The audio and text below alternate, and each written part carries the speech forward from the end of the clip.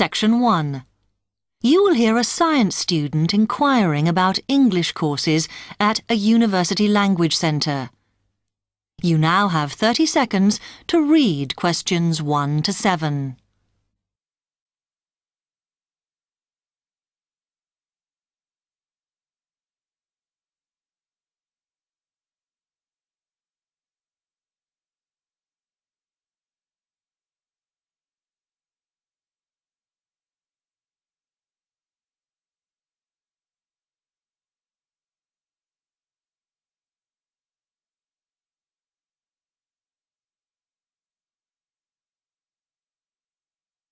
Hi, I've come to ask about the English courses you run for international students. Oh, right. I assume you're a student at the university. Yes, I've just started. Okay. Well, we've got a range of courses. It depends what you think you need and how much. Oh. We can't run everything at the same time, though. So, for example, in this first term, we are just doing a writing course.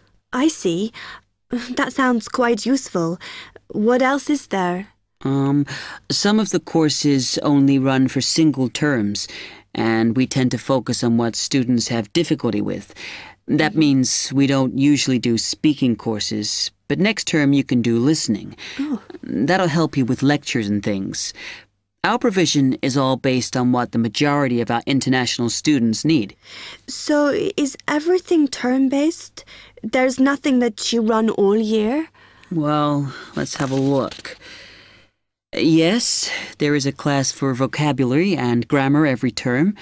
That's for everybody, but it's split into 3 or 4 levels.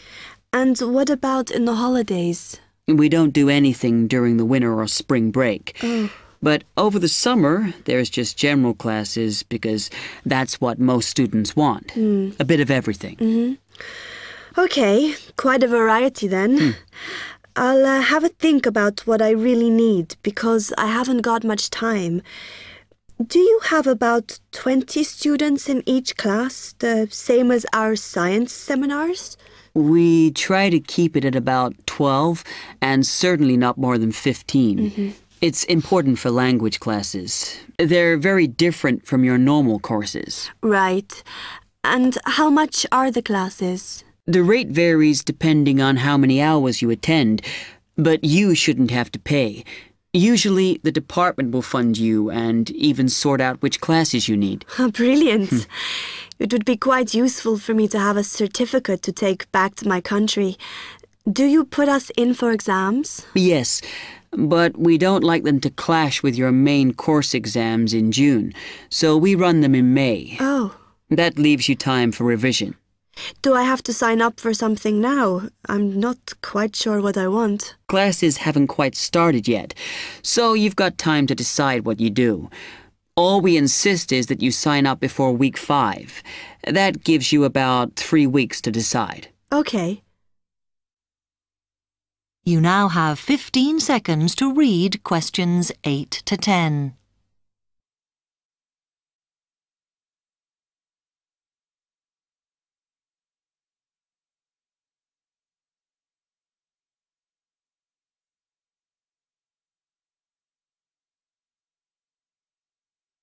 Then, when you've made up your mind, you need to come back here to the administration office to enroll. What do I need to bring with me when I enroll? My identity card, I guess. Yes, or your passport. Then you'll be given a registration form, which you'll have to show to the teacher when you have your first class. Okay. And should I ask my tutor about which classes I should do then? Yes. Then you get a note from him and give that to the desk when you register. Can I use the computers here as well? Yes. You'll be given a password when you go to your first class. So remember to bring a disk with you to save your work on, as you won't be allowed to save it on the hard drive. Okay. Will I need anything else? Dictionary? We've got loads of those here that you can borrow. But you'll need a notebook as we don't provide paper or files. Okay. Thanks.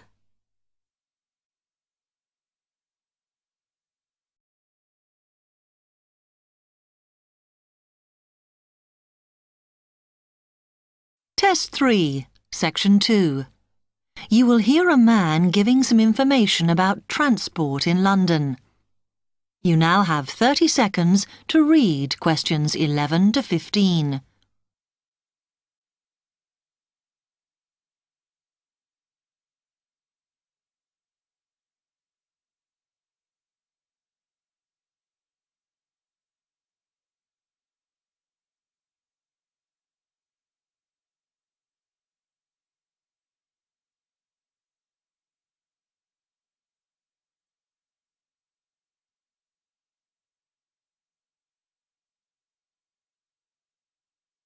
Hello, can I help you? Oh, yes. I was wondering what the best way was for me to get around London. Well, there are a lot of possibilities. As you probably realise, the main ways to get around are bus, train and tube. Oh? The Underground. Oh. It depends how much you want to spend. All forms of transport offer special tickets, such as cheap day returns on the trains and so on. Overall, you'll spend less on the bus as it operates on a basic flat fare for each journey. But of course it may not go to where you need to travel to. The mainline trains only operate in the outlying areas, though a few cross London, whereas the tube has stations which are placed in central areas of the city, close to the main sites and shops. Obviously there are more bus stops, but you will probably have to change buses to get where you want, which can be inconvenient. You will find that the buses are mainly in the central areas, but some tube lines go quite a long way out of London, so you could use this for longer journeys. Having said that, the tubes do get very crowded, so you should use the train if you want to sit down. It does depend where you're travelling to. Well, I'm living on the outskirts, but I have to travel into London to college every day, and then around London when I'm here. OK, so time is going to be an issue for you. The tube should be fast crossing London, but quite honestly, there are so many delays that it's not very efficient. Again, the train has fewer stops, so is probably your quickest option to get to and from college. Of course, which service you use might depend on how frequent it is. I mean, the trains might only be every 20 minutes or whatever, but a timetable is published to save you hanging around. There are a lot of tube trains at busy times of day, but fewer at other times. Whereas the buses run every 5 minutes through most of the day, and there are night buses. But you'll need to check out your route first. You now have 30 seconds to read questions 16 to 20.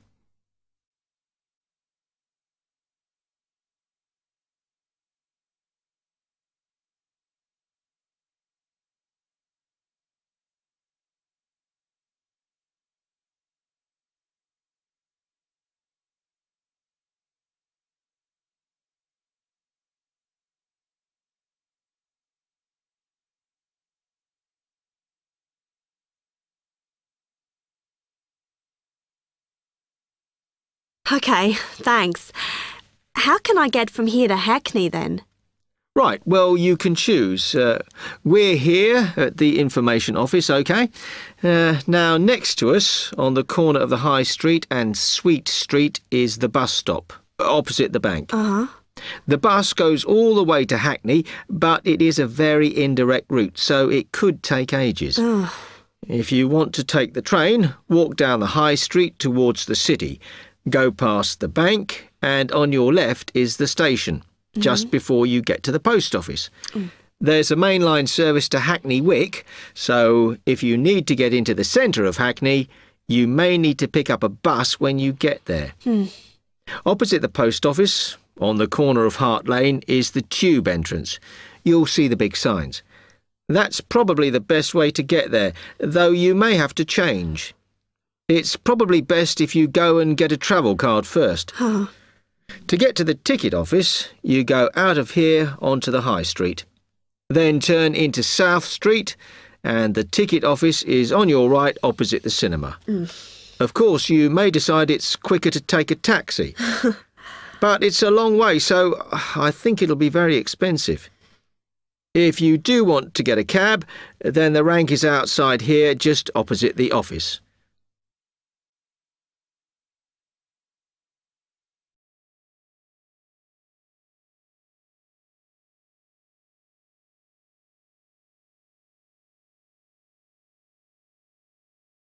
Test 3, Section 3. You will hear two medical students, Caitlin and Hideki, discussing options for courses. You now have 15 seconds to read questions 21 to 23.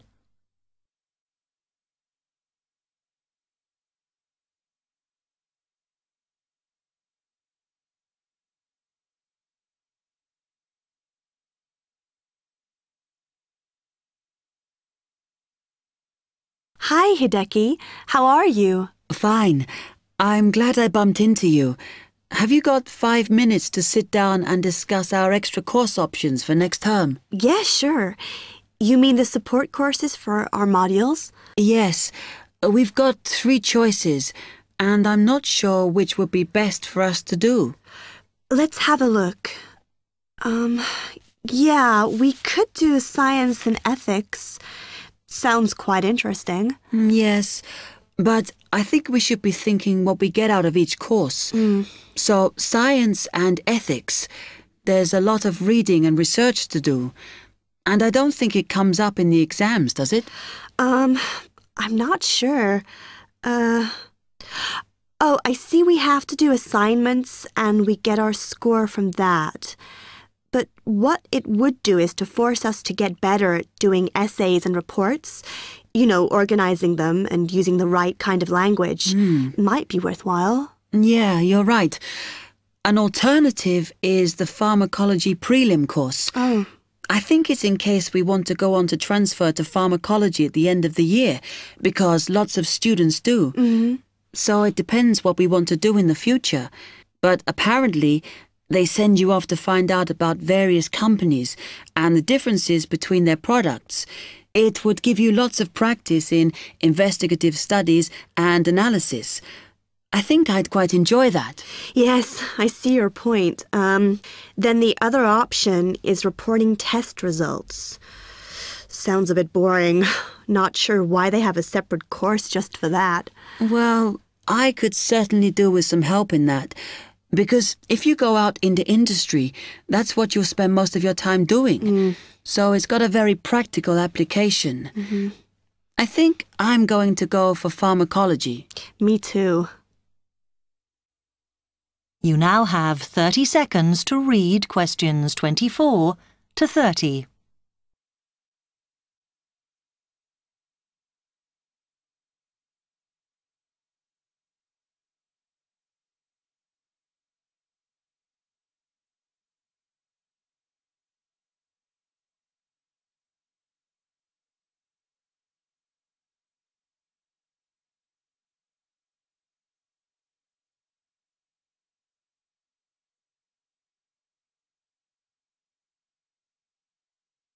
So let's have a look at it in more detail.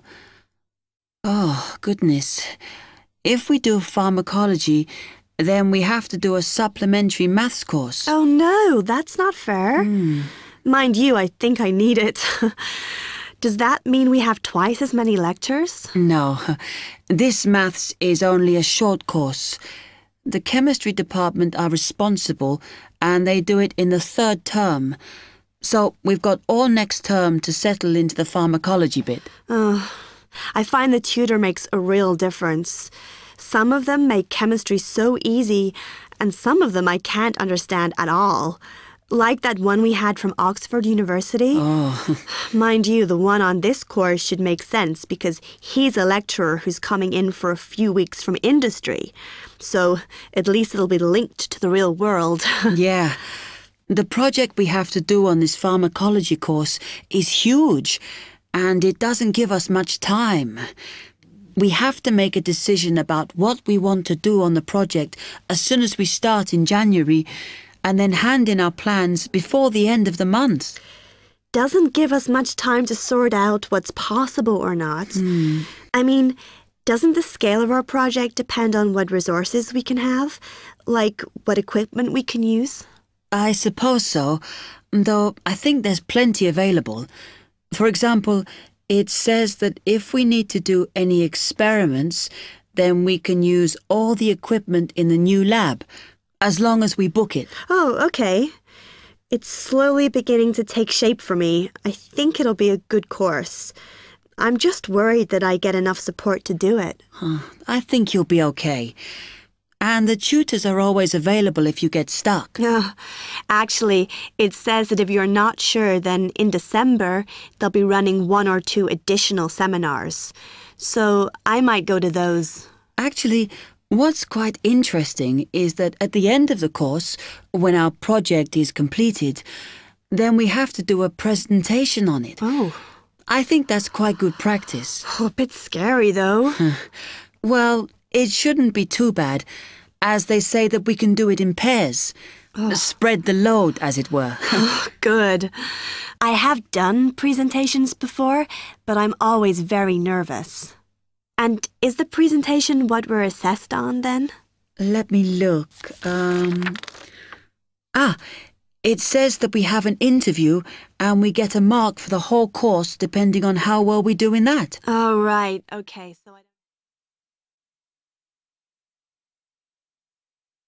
Test 3, Section 4. You will hear part of a lecture on cities of the future. You now have 30 seconds to read questions 31 to 37.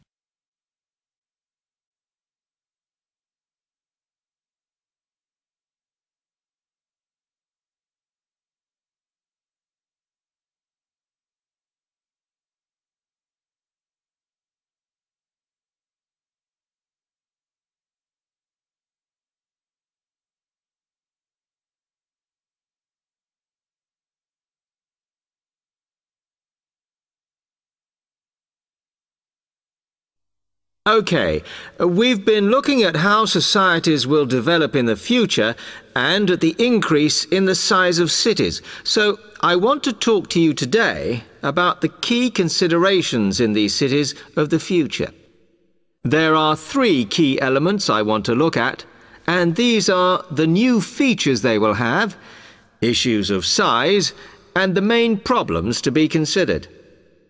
First of all, individual transportation will be a big factor in these new megacities as public transport becomes unmanageable. There'll be a huge rise in the use of segways, which are personal transporters like motorized scooters. As a result, and partly also to reduce pollution, roads will be altered so that they are narrower and will take up less of a city's space than they do currently. Naturally, this is a major change to the infrastructure, and something that may hinder it is the huge amount of investment it will require. The next thing is, what is going to happen to the commercial areas? We do not want these to become even larger concrete jungles than they are at present, so we have to look at design. And current designs for city development include building gardens on the roofs of these buildings to make a more pleasant environment for workers.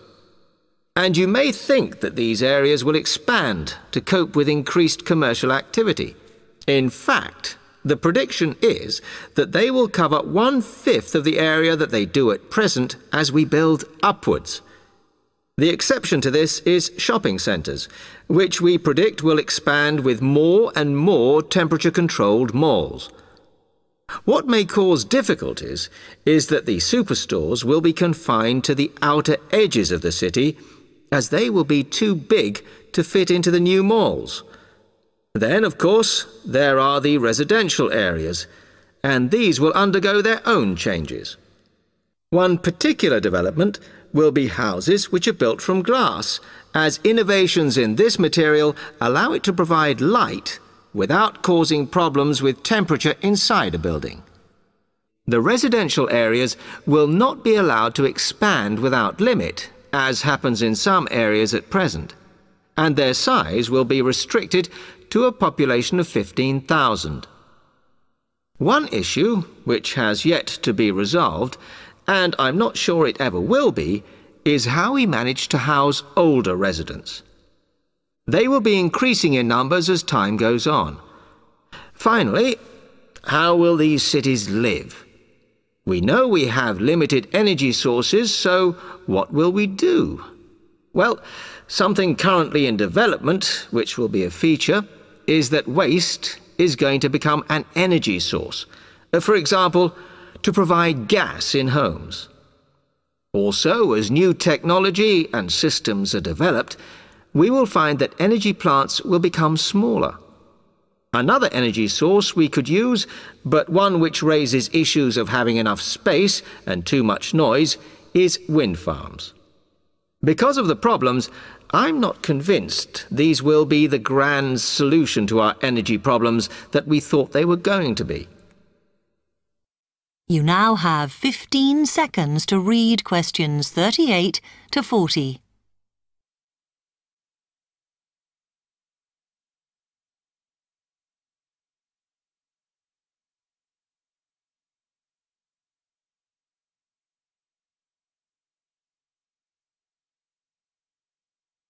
Now, moving on to looking at the social aspect of cities, we need to look at housing and how people will live.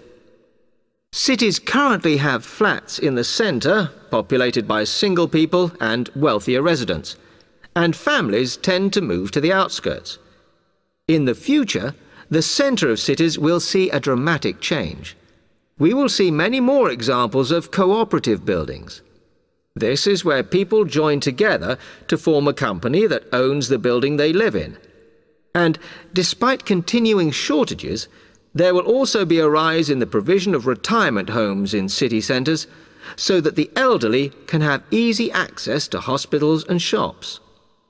Recently, we have seen a levelling off in the growth of private housing, and I think that will not change. But we are likely to see more social housing, as far fewer people will be able to afford to own their own homes. OK, now, if anybody has any...